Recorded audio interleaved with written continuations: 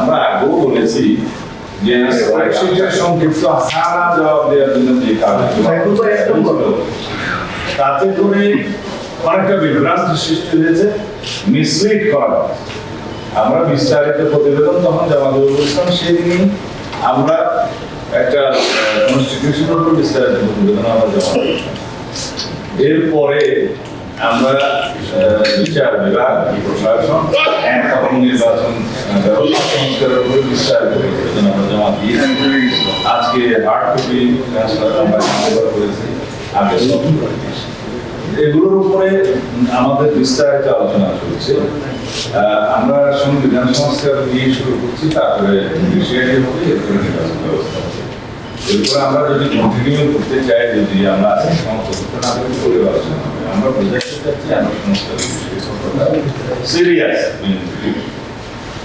আর যদি ভিতরে যাই তাহলে বলতে হবে যে কনস্টিটিউশন ইনফরমেশন কিন্তু বিস্তারিত, তার মধ্যে 131টা প্রস্তাব আছে, কিন্তু আমরা পেয়েছিলাম স্প্রেডশিটে মাত্র 70টা দফা, যার ফলে বিভিন্ন বিষয়ে আমরা বলতে পারি যে আসলে সবাইকে জানাতে পারি যদি বিস্তারিত দিয়েছি। তার উপরে এখন বিস্তারিত আলোচনা হচ্ছে, আমাদের দফাওয়ারি আলোচনা হয়েছে। আমরা সংবিধানের প্রস্তাবনা থেকে শুরু করে প্রজাতন্ত্র এবং রাষ্ট্রের মূলনীতি, তারপরে ফান্ডামেন্টাল রাইটস, বিস্তারিত আলোচনা করে কতটুকু কি অগ্রগতি হয়েছে সেটা আপনারা জানতে পারবেন, কিন্তু মোটা দাগে বলতে পারি সংবিধান সংশোধনের বিষয়ে যে সমস্ত মৌলিক প্রস্তাব হয়েছে সেই বিষয়ে আমরা মাধ্যমে চেষ্টা করবো একটা জায়গায় আসার জন্য। আর যে সমস্ত বিষয়ে আমরা একমত হয়েছি সেটার সংখ্যা আছে, আপনারা জানেন যে সেটার সংখ্যা খুব বেশি না, 25টার মতো। তারপরে 25টার কাছাকাছি কোনো আংশিক মত একমত আছে, অন্যান্য বিষয়ে মত দিয়েছি, কিন্তু বাকি অধিকাংশ বিষয়ে স্প্রেডশিটে আমরা পারি। বিস্তারিত আলোচনার মধ্যে যে দেখেছি 131 অনেক বেশি বিস্তারিত আলাপ আছে, যেমন ন্যাশনাল কনস্টিটিউশনাল কাউন্সিল সম্পর্কে বিস্তারিত আলাপ আছে, কমিশন গঠনের বিষয়ে আলাপ আছে, এবং যে সমস্ত বিষয়গুলোতে আমাদের সুস্পষ্ট মতামত আমরা দিয়েছি সেগুলো নিয়ে কমিশনকে আমরা যৌক্তিকভাবে বোঝাবো, এবং তাদের যে সমস্ত প্রস্তাব আছে সেগুলো নিয়ে আমরা যৌক্তিকভাবে যেটা যৌক্তিক সেটা জাতির কল্যাণের দিকের উপরে আমরা বিবেচনা আসি। জুডিশিয়ারি দেখা গেল জুডিশিয়ারিতে প্রায় অল্প স্প্রেডশিটের মতামত দেওয়া আছে, যেখানে আমরা মনে করছি যে আমাদের আমাকে মিসলিড করার মতো। তো সেই জন্য বিস্তারিত মতামত দিতে গিয়ে দেখা গেছে প্রায় 150-র বেশি মতামত ছিল, তার মধ্যে আমরা প্রায় 89টা দফায় আমরা বিস্তারিত মতামত দিয়েছি। বাকিগুলো অধিকাংশ ক্ষেত্রে আমরা আমাদের একমত বা আমাদের জানি। কিন্তু এখানে দেখা যাচ্ছে যে যে সমস্ত বিষয়ে হ্যাঁ না জবাবের জন্য যে শীট দিয়েছিল ওখানে উল্লেখ আছে, সেখানে আমরা বিস্তারিত রিপোর্টে গিয়ে দেখলাম বিস্তর ফাঁক। যেমন বলা আছে যে আর্টিকেল 95 সংশোধনী ব্যক্তি রেখে এখন যদি বিচারক নিয়োগের প্রক্রিয়ার জন্য বিচারক নিয়োগ অধ্যাদেশ জারি করা হয়, যেটা করেছে চ্যালেঞ্জ হয়েছিল জানি, সেইটার ক্ষেত্রে এখানে বর্তমান সংবিধানের ব্যবস্থা বহাল রেখে কমিশন গঠন করার প্রস্তাব করা হয়েছে। যদিও আইনটার মধ্যে লেখা আছে যে কাউন্সিল, কিন্তু প্রতিবেদনে যাই হোক না কেন এটা তখন পর্যন্ত আনকনস্টিটিউশনাল হবে যতক্ষণ পর্যন্ত এটা কনস্টিটিউশনে গৃহীত না হচ্ছে, কারণ ওইখানে সেই অধ্যাদেশ করার মতো ক্ষমতা জুডিশিয়ারিকে এখন দেওয়া হয় না। মোরওভার আর্টিকেল 116 অ্যামেন্ডমেন্ট না হওয়া পর্যন্ত অধস্তন আদালতের নিয়ন্ত্রণ ক্ষমতা নেওয়ার জন্য সুপ্রিম কোর্ট কর্তৃক থাকার জন্য যেটা আমরা প্রস্তাব করেছি বিচার বিভাগের সাথে এটা করা দরকার, কিন্তু যতক্ষণ পর্যন্ত সেই সংস্থাটা গৃহীত না হচ্ছে ততক্ষণ পর্যন্ত সুপ্রিম কোর্টের সেক্রেটারি প্রতিষ্ঠা করা সেটা কতটা সংবিধান সম্মত হবে সেটা আমার প্রশ্ন রইল।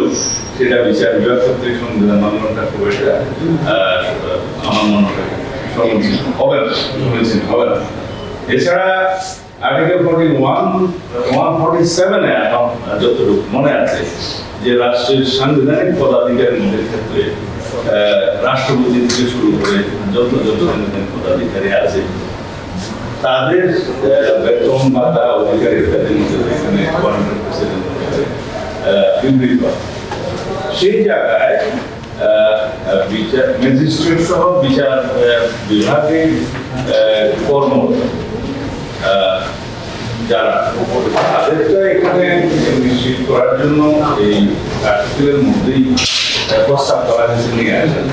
এখানে বিষয়টা হচ্ছে যে অন্যান্য রাষ্ট্রের অঙ্গে যারা তাদের এই সমস্ত বেতন ভাতা পাচ্ছেন থাকে না, এটা যদি আলাদা আইন করা যেতে পারে এই ক্ষেত্রগুলো আমার মনে হয় বিস্তারিত আলোচনা দরকার আছে। আমি কোনো বিষয়ে কোনো আর্ট করতে যাচ্ছি না, কিন্তু সবকিছু কনস্টিটিউশনাল হওয়া উচিত, সবকিছু বিধিমাফিক হওয়া উচিত, সবকিছু সংগঠিত হওয়ার পরে কার্যক্রম করা উচিত। এখন আমাদের ভাবতে হবে যে অন্যান্য ক্ষেত্রে তারা যে সমস্ত প্রস্তাব দিয়েছে না, যেগুলো আমরা বিচার বিভাগের স্বাধীনতা নিশ্চিত করার জন্য অবশ্যই সেগুলো আমরা আমরা এটা চাই বিচার বিভাগের স্বাধীনতা, কিন্তু প্রক্রিয়াটা যেন আইনানুগ হয়, প্রক্রিয়াটা যেন সাংবিধানিক সুযোগ হয়। সেই জন্য আমরা আমাদের মতামতগুলো বিস্তারিত আলোচনা সেখানে দেবো, আমরা লিখিতগুলো দিয়েছি। আপাতত আমার মনে হয় এখানে থাক, কারণ নির্বাচন ব্যবস্থা সংস্কার বিষয়ে কথা বলতে গেলে অনেক কথা বলতে হবে। যেখানে তাদের রিপোর্ট অনুসারে আমরা দেখেছি নির্বাচন ব্যবস্থা সংস্কার রিপোর্টে যে সমস্ত কথা বলা দিয়েছেন অধিকাংশই দেখা যায় সংবিধান সংক্রান্ত, আর কিছু কিছু বিষয় মনে হয় এমনভাবে প্রস্তাব দিয়েছেন যেগুলো করলে নির্বাচন কমিশনের স্বাধীন সত্তা হিসাবে তেমন বজায় থাকবে না। অনেকগুলো প্রভিশন আছে, তাদেরকে সংসদীয় স্থায়ী কমিটির আন্ডারে সাবজেক্ট করা এবং জবাব করা।